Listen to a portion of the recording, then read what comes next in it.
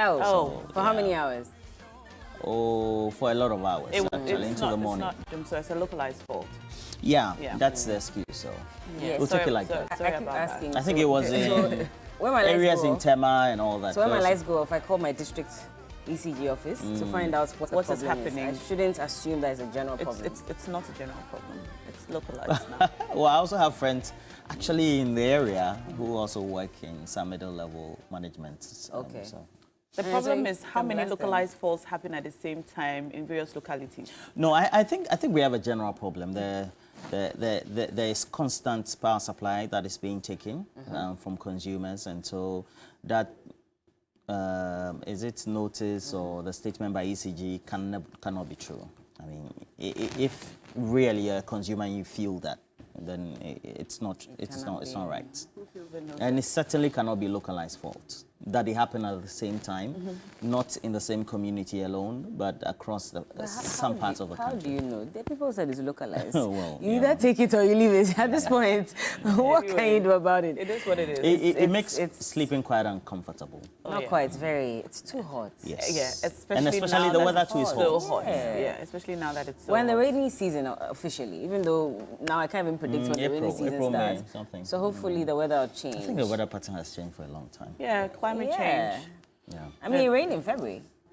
Yeah, there are random February and in March. rains every now and again. Yeah. But we expect it to start raining properly as we know our weather pattern should to be. Ideally. But it's not like that anymore. You know what I can predict? What? Another round of conversations about our roads when it rains. Yeah. We're going to go back to flooding. it. Yeah.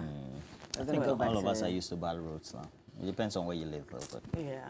Listen, no matter where you live, you still fall into it some way, somehow, because you would have to go to a certain community that has bad roads, and you struggle.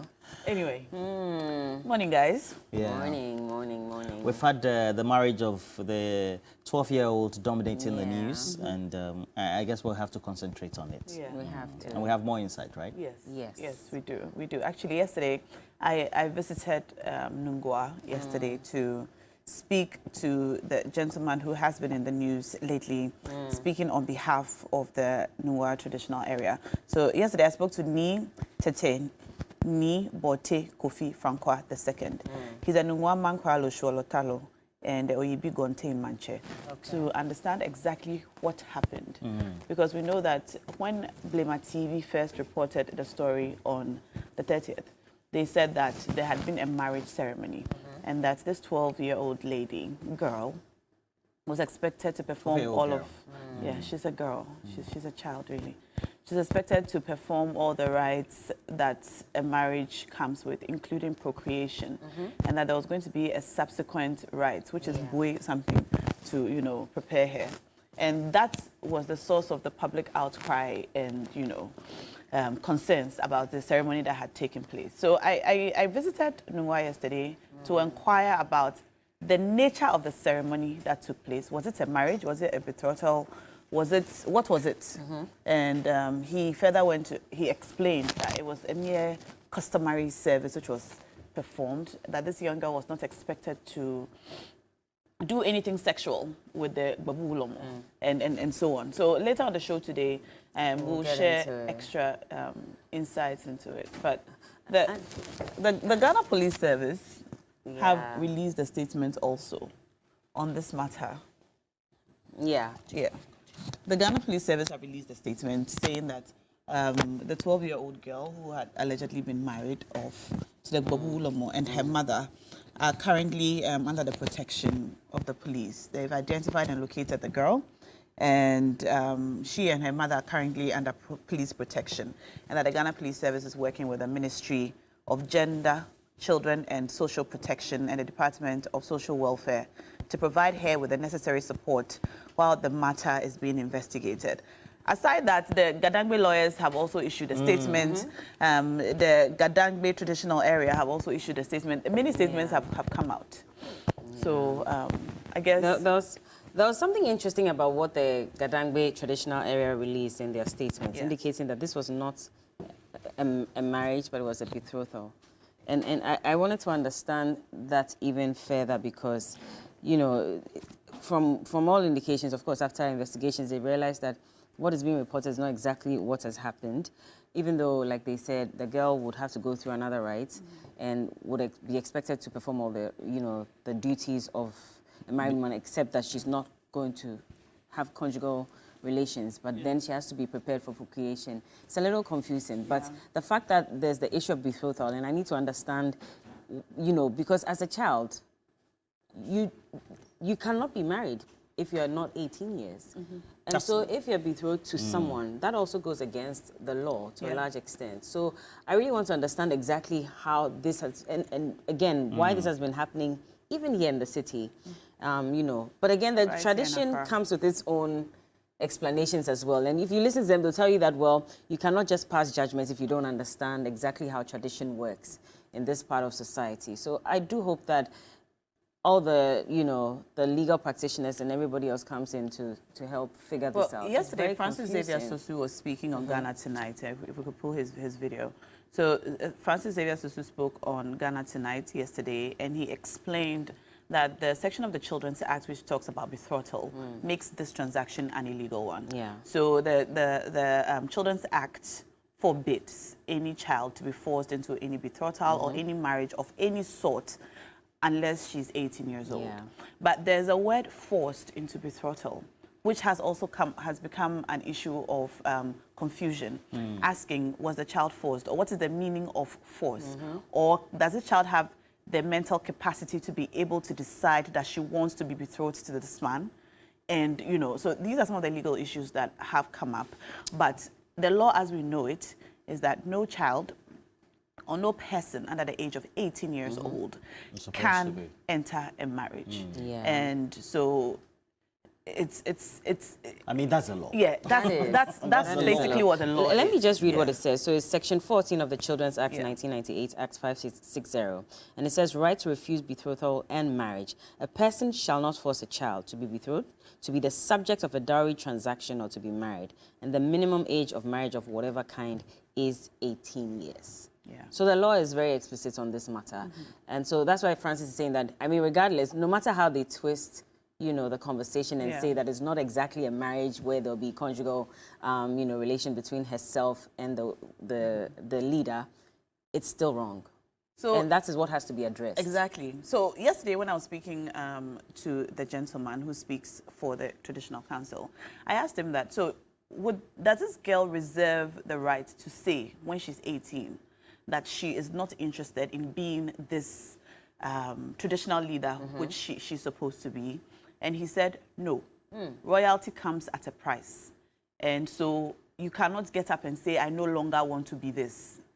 And I found that as a curious case, So anyway, the story is still evolving. Yeah. And we're getting to learn and find out more about the clash between tradition and the law and her human rights, really, as a child. That's the baby. Yeah. I mean, I'm unhappy that we have her photos on, on TV as well.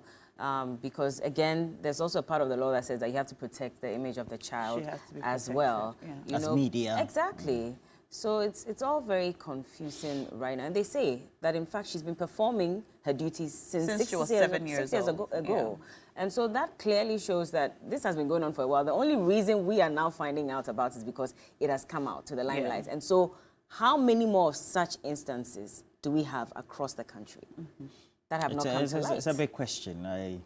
And I should just of add now, we know that the police they tried have to gone. explain to me yesterday that the child was 13 and not 12.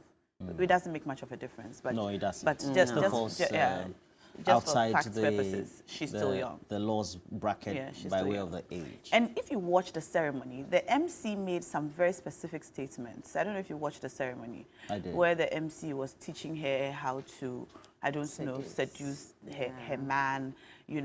Those aspects of the video, Are suggestive. are suggestive of a conjugal marriage, like a marriage properly so-called.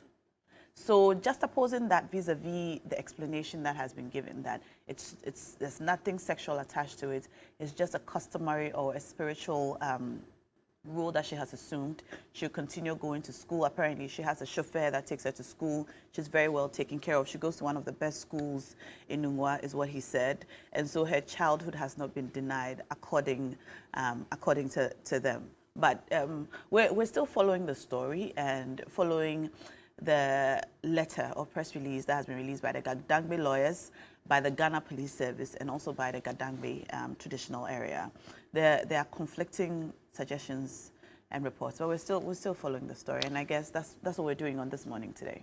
Well, as at this dawn, TV3 has the exclusive videos or pictures of the police raiding or going to, I believe, based on what we have currently, going to pick up the mother and the child into some custody.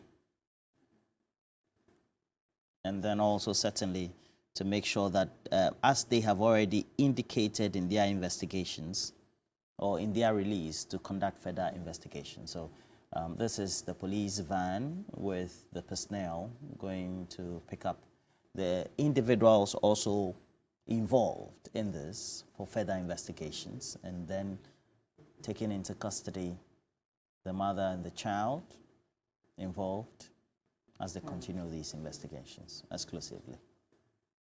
So this was last night? Mm-hmm. Okay. Yes. This This was dawn. at dawn, in fact, 3 a.m. And that was when there was a raid. Just done, just about 3.5 hours ago, or something of the sort.